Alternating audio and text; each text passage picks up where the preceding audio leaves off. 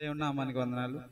సమయం ఇచ్చిన పాస్టర్ గారికి, పాస్టమ్ గారికి, సంఘానికి ప్రతి ఒక్కరికి వందనాలు తెలియజేసుకుంటున్నాను. నా సాక్ష్యం ఏంటంటే, లాస్ట్ ఇయర్ నేను క్రిస్మస్కి న్యూ ఇయర్కి ఇక్కడ లేను. నార్మల్గానే స్టార్ట్ అయింది. అన్నయ్య చేత ప్రేయర్ చేయించుకున్నాం, అంతా బాగానే ఉంది. ఫస్ట్ హాఫ్ అంతా సూపర్గా సాగింది అనమాట. ఎట్లా అంటే ఫిబ్రవరి వరకు నాకు అసలు జనరల్గా చేంజ్ అంటే ఇష్టం ఉండదు. ఎక్కడైనా ఒక చోట ఉంటే అక్కడే ఉండిపోతాను. నాకు ఇంకా మారిందంటే అదేంటోలా అనిపిస్తుంది మనసుకి, ఎందుకు మారిపోతుంది అది ఇది అని. సో ఫిబ్రవరిలో అన్నయ్యకి ఫోన్ చేశాను, అన్నయ్య ప్రాజెక్ట్ మారుతుంది, ఏంటో నాకేం అర్థం కావట్లేదు అని. ఎందుకు మారింది అని ఆలోచన చేస్తే అప్పుడు వర్క్ ఫ్రమ్ హోము తీసేశారు నాకు. అందుకని ఇక్కడి నుంచి వెళ్ళిపోయాను, అందరికీ తెలుసు. చాలా 2 సంవత్సరాల పైన ఇక్కడ ఉండి తర్వాత నేను బాగి హైదరాబాద్ వెళ్ళిపోయాను కదా. సో ఫస్ట్ ప్రాజెక్ట్ మారిన తర్వాత కొంచెం వర్క్ ఫ్రమ్ హోమ్ ఉంది, కొంచెం ఏమో అంటే వర్క్ ఫ్రమ్ హోమ్ అంటే ఇంటి నుంచి పని చేసేది. వారానికి 2 రోజులు మాత్రం ఆఫీస్కి వెళ్ళేవాడిని, మిగతా 3 రోజులు ఇంటికాడ నుంచి చేసేవాడిని. అట్లా జరిగింది. మళ్ళీ 3 మంత్స్కి మళ్ళీ మారిపోయింది. అసలు మళ్ళీ ఎందుకు మారింది? వర్క్ ఏమో విపరీతంగా పెరిగింది. ఇవన్నీ ఎందుకు జరుగుతున్నాయో అర్థమయ్యేది కాదు. ఎందుకంటే నాకు చేంజ్ పెద్దగా ఇవ్వరు. ఎందుకంటే నేను ఒక ప్రాజెక్ట్లోకి వెళ్ళిన తర్వాత ఎట్లా ఉంటుందంటే, నాది సీనియర్ పొజిషన్ కాబట్టి ఖచ్చితంగా నేను వర్క్ బాగానే చేస్తాను కాబట్టి దేవుడి దయ వల్ల అందులోనే ఉంటాను. అలాంటిది 3 నెలలకే ప్రాజెక్ట్ చేంజ్ అవ్వాల్సిన ఇది వచ్చిందనమాట. సో 3 మంత్స్లో ఏం చేశాను, మళ్ళీ వాళ్ళకి నన్ను నేను ప్రూవ్ చేసుకోవాలి కదా. మళ్ళీ కొత్త మేనేజ్మెంట్ వచ్చారంటే నేను బాగా చేస్తానని వాళ్ళకి తెలియదు కదా, మళ్ళీ నేను చేయాలి. చేశాను, చేసి కొంచెం పర్వాలా దేవుడి దయ వల్ల కొంచెం బాగానే ఉంది అని అనుకున్న టైంలో మావయ్య గారికి బాగాలేదని అసలు నర్స్ ఎట్లా చెప్పిందంటే, అయిపోయింది ఇంకా మీరు వెళ్ళిపోండి, మీరు వచ్చేసేయండి, ఇంకా ఆయనది ఫైనల్ స్టేజ్ అని చెప్పారనమాట. చెప్పినప్పుడు పాత ప్రాజెక్ట్లో వర్క్ ఫ్రమ్ హోమ్ ఇవ్వట్లేదు, అంతకుముందు చేసిన దానిలో కూడా వర్క్ ఫ్రమ్ హోమ్ ఇవ్వట్లేదు. అప్పుడు నేను మా మేనేజర్కి ఫోన్ చేసి ఒకటే చెప్పాను, ఇట్లా వెళ్ళాల్సిన పరిస్థితి, మరి ఏం చేయమంటారు అని అంటే, నీ ఇష్టం, ఎన్ని మంత్స్ కావాలి అని అడిగాడు. ఫస్ట్ క్వశ్చన్ డేస్ అని అడగలేదంటే అది చాలా గొప్ప విషయం. ఎందుకంటే క్యాన్సర్ కదా.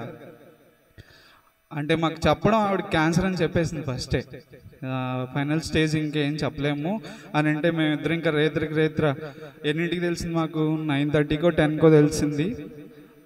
అట్లా బట్టలు సర్దేసుకున్నాము. ఇంకా బట్టలు కూడా ఏం సర్దుకోలేదు. నేను నైట్ డ్రెస్లు 2 జతలు బట్టలు పెట్టుకో, అక్కడ పరిస్థితి ఎలా ఉంటుందో తెలియదు కదా, వెళ్ళిపోదాం అని చెప్పి గబగబు బయలుదేరి వచ్చేసాం అనమాట. ఇక విజయవాడ వచ్చిన తర్వాత మా మాయ ఏమో చూస్తే బాగానే ఉన్నారు, చూపులకైతే నాకు డిఫరెన్స్ తెలియట్లేదు. ఆయన నడుస్తున్నారు అటు ఇటు బాగానే ఉంది, కానీ ఫస్ట్ బయాప్సీ చేయాల్సిన టైం వచ్చేసరికి ఆయన మామూలుగానే ఉన్నారు అంతా. కానీ ఆయనకున్న ప్రీ కండిషన్స్ వల్ల ఏంటంటే, కొన్ని ప్రీ కండిషన్స్ ఉన్నాయి, ఫిట్స్ ఉంది, షుగర్ ఉంది, ఇవన్నీ బాగా చెప్పిన విషయాలే.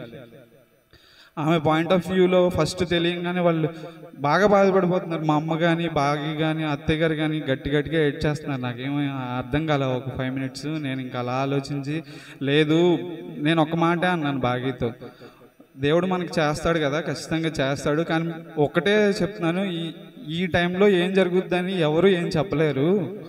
ఇప్పుడు దేవుడు చేస్తాడా చేయడా అనేది తీసి పక్కన పెడితే, మీ డాడీ ఏం చూడలేదో ఒకసారి ఆలోచించు, కంపేర్ చేసుకో. హ్యాపీగా ఇలా ఉండడం మనకి మంచిదే కదా, దాన్ని బట్టి అక్కడ ట్రీట్మెంట్ని బట్టి చూద్దామని ఆ ఒక్క మాటే నేను ధైర్యం చెప్పాను. ఆ రోజు నుంచి ఇంకా తను వెనక్కి తిరిగి చూడలేదు. నిజంగా భార్గవి మా లైఫ్లోకి రావడం అనేది ఒక విధంగా మా అదృష్టం అనే చెప్పాలి. తనకు చాలా ధైర్యం, సైన్స్ పరంగా కూడా తనకు చాలా తెలుసు. మా అమ్మ విషయంలో కూడా మధ్యలో జ్వరం వచ్చింది, ఆ చికెన్ గున్యా అని చెప్పి డాక్టర్ చెప్పలేదు మాకు. కాళ్ళ మీద ర్యాష్ వచ్చేసింది. ర్యాష్ వస్తే ఇంక పెద్ద డాక్టర్లే కదా హైదరాబాద్లో, అంటే మనకు ఆల్రెడీ తెలిసిందే, అక్కడ పెద్ద డాక్టర్లే ఉంటారు కదా. వాళ్ళు ఏం చెప్తున్నారు, లోపల ఏదో అవయవానికి లివర్కి ఇన్ఫెక్షన్ వచ్చిందని, దానికి సర్జరీ చేయాల్సి వస్తుందని ఏవేవో చెప్తున్నారు. ఎన్ని టెస్టింగ్స్ చేసినా నార్మలే వస్తుంది. ఒకరోజు విజయవాడ కూడా వెళ్ళింది ఇక్కడి నుంచే. ఇక అక్కడి నుంచి యాంటీబయాటిక్స్ వేసి పంపించేసాము. అంటే తనే వచ్చేసింది, నేను ఉండను ఇంకా, నేను ఇంటికి వెళ్ళిపోతానని చెప్పి వచ్చేసింది. ఇంకా అంత లో టైంలో కూడా సురేష్ అన్నయ్య వాళ్ళు, పాస్టర్ గారు బాక్స్ పెట్టి పంపించారనమాట. వాళ్ళు అలా హెల్ప్ చేసినందుకు మనస్ఫూర్తిగా వందనాలు తెలియజేసుకుంటున్నాను. సో ఆ విషయంలో కూడా బాగా హెల్ప్ చాలా ఉంది. తనే చూసుకునేది, తనే చేసేది. నేను వర్క్లో ఉండేవాడిని కంటిన్యూస్గా. సో అక్టోబర్ నెలలో మావయ్య గారికి విషయం అని తెలిసింది. దానికోసం దేవుడు నన్ను వరుసగా 2 ప్రాజెక్టులు మార్చి ఆ కార్యం చేశాడని నాకు ఇప్పటికి అర్థమైంది. ఎప్పుడు అక్టోబర్ నెలలో, నవంబర్ నెలలో అర్థమైంది. ఓకే, నాకు వర్క్ ఫ్రమ్ హోమ్ రాదు, సో మేము లేకపోతే మా వాళ్ళకి ధైర్యం ఉండదు కదా. సో దాన్ని బట్టి మమ్మల్ని ఇక్కడికి తీసుకురావడానికి 2 కార్యాలు చేసావా అని అప్పుడు స్తుతించుకున్నాను దేవుడిని నేను. సో అలా చేంజ్ వచ్చినందుకు దేవుడికి వందనాలు. కానీ సెకండ్ హాఫ్లో మంచే జరిగింది, అందుని బట్టి వందనాలు. అంటే సంఘ ప్రార్థన, మీ అందరి ప్రార్థన వల్లే ఆ కార్యం జరిగింది. అది హై గ్రేడ్ ట్యూమర్. అంటే ఎట్లా చెప్పాలంటే విదిన్ డేస్లోనే పెద్దగా పెరిగిపోద్ది అనమాట, ఫాస్ట్గా గ్రోత్ ఉంటుంది. పెద్దగా పెరిగిపోవడం వల్ల దాన్ని తీయడం చాలా కష్టపడి తీశారు. దేవుడు దయ వల్ల, దేవుడి కార్యం వల్లే ఫస్ట్ స్టేజ్లో తెలిసింది. నార్మల్గా ఈ హై గ్రేడ్ ట్యూమర్స్ ఎప్పుడు వేరే వేరే పార్ట్లకి స్ప్రెడ్ అయిన తర్వాత మాత్రమే తెలుస్తుంది ఎవరికైనా, ఫైనల్ స్టేజ్లోనే. కానీ ఫస్ట్ స్టేజ్లో దొరికింది. రెండోది ఆయన ట్రీట్మెంట్ ఇమ్యూనోథెరపీ. ఇమ్యూనోథెరపీ అంటే ఏంటంటే డైరెక్ట్గా క్యాన్సర్ సెల్ని సెల్ పరంగా కిల్ చేసేస్తుంది అనమాట. సో అది బాగా అడ్వాన్స్డ్. అది కూడా మావయ్య గారికి ఫ్రీగా. ఆయన జీవితంలో కార్యం ఏంటో నాకు తెలియదు, కానీ వాళ్ళు ఒక 15 నుంచి 20 లక్షలు రైల్వేకి వదిలేశారు. కానీ ఆయన ట్రీట్మెంట్ ఇంకా చాలా ఎక్కువైంది. నేను ఫస్ట్లో అనుకునేవాడిని, అంత వదిలేసుకున్నారు, అసలు జీవితంలో ఎవడైనా అంత ఖర్చు పెడతాడా అని.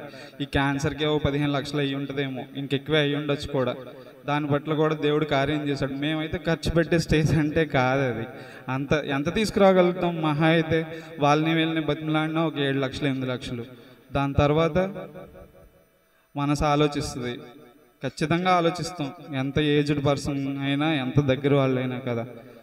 సో అది ఆ ధనం అనే మధ్యలో ఉండే మూలకను మా జీవితాల నుంచి దూరం పరిచి ఆయన ఆరోగ్యాన్ని ఇస్తున్నాడు, స్వస్థత చేస్తున్నాడు. అందరిని బట్టి వందనాలు తెలియజేసుకుంటున్నాను దేవుడికి. ఇక ఇదంతా బాగానే ఉంది, సర్లే మాయకి ట్రీట్మెంట్ జరుగుతుందని కోరుకుల్లో వచ్చాము, సర్లే అలా ఉందమ్మా అని. ఈ లోపల బోయశ్రమ ఇది, అది అసలు మెరాకిల్ అనే చెప్పాలి. అసలు మీకు తెలుసో తెలీదో, మాయ ఇంకా లేడని చెప్పి నేను అన్నయ్యకి చెప్పి, అన్న ఏం లేదు మా అమ్మ నన్ను తిట్టేస్తుంది ఇంకా అని చెప్పి నేను కార్ వేసుకుని వెళ్ళాను ఆ రోజు నైట్, ఆ రమక్క వాళ్ళ ఇంటికాడ ప్రేయర్ రోజున. ఆల్మోస్ట్ బాగా నాకు చెప్పిన మాట ఏంటంటే, చెప్పలేం, అయిపోయింది, నువ్వు వెళ్ళి చూసుకుంటే బెటర్. మీ అమ్మ కూడా రేపొద్దున ఏడుస్తుంది, మా అన్నయ్య నేను చూడలేదు అన్న మాట అన్నందుకు బయలుదేరి వెళ్ళాం. అక్కడ చూసిన తర్వాత అయితే నాకు అసలు ఏడుపు ఆగలేదు కాసేపు. కానీ అలా తమాయించుకుని నాకన్నా దారుణమైన పరిస్థితిలో ఉన్నారు వాళ్ళు. చిన్నపిల్లలే కదా, వాళ్ళు ఇంకా ఏం చూడలేదు ఇలాంటివి. అంటే మేము కూడా చిన్నపిల్లలమే, కానీ మేము కూడా చూసాం కదా కొంచెం అక్కడ క్యాన్సర్. ఆ ధైర్యం వాళ్ళకి ఇవ్వడానికి మాకు హెల్ప్ అయిందనమాట. అది కూడా ఒక కార్యం కింద నాకు అనిపించింది. ఆ కార్యం జరిగినందుకు కూడా వందనాలు. ఇంకా ఇంకొక విషయం ఏంటంటే, మా పెళ్ళి కరోనాలో జరిగింది, అందరికీ తెలుసు కదా. సో అప్పుడు వీడియోగ్రాఫర్ మాకు ఇక్కడ ఎవరు దొరక్క మేము కాకినాడలో నుంచి తెప్పించుకున్నాం ఫ్రెండ్ ద్వారా. అయితే ఏమైందంటే కొంచెం డిలే అయింది. బాగీకి వెంటనే ప్రెగ్నెన్సీ వల్ల మేము ఫొటోస్ అవి తీసుకోలేదు, అక్కడ డేటా కూడా తీసుకోలేదు కరోనా వల్ల. సో ఆ అబ్బాయి ఏంటంటే ఫోన్ చేస్తే లిఫ్ట్ చేయట్లేదు, ఏం చేయట్లేదు, మాకు డేటా అంతా రాలేదు. ఈ లోపల ఇది మే నెలలో జరిగింది. అంటే వెనకాలది ముందుది వెనకాల చెప్తున్నానని ఏమనుకోకండి. ఉన్న వాటిలో ఇది చాలా చిన్నది, అందుకని లాస్ట్ చెప్తున్నాను అనమాట. సో అప్పుడు ఏమైందంటే పాస్టర్ని ఫోన్ చేశాను, అన్న ఇట్లా డేటా రావాలి కాకినాడ, మనకైతే అక్కడ ఎవరు తెలియదు, ఏం చేద్దాము అని అంటే, ఈ లోపల కోర్నేల్ గారు, రమ్య గారు అక్కడ ఉన్నారు కదా, వాళ్ళు ఉప్పాడు దగ్గరే ఉంటారనమాట. వాళ్ళని అన్నయ్య మొత్తం కాంటాక్ట్ తీసుకొచ్చి అన్నయ్య హెల్ప్ చేశాడనమాట. మా వెనకాల వచ్చాడు అక్కడికి.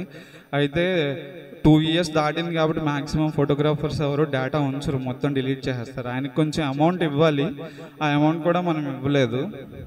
అయినా సరే అక్కడికి వెళ్ళి ఏ ఇబ్బంది లేకుండా, ఇరుకు లేకోకుండా అక్కడ లోకల్లో కొర్నేల్ గారు కూడా బాగా హెల్ప్ చేశారు. అక్కడ ఉన్న ఒక పాస్టర్ గారు కూడా, ఆయన కూడా బాగా హెల్ప్ చేశారు.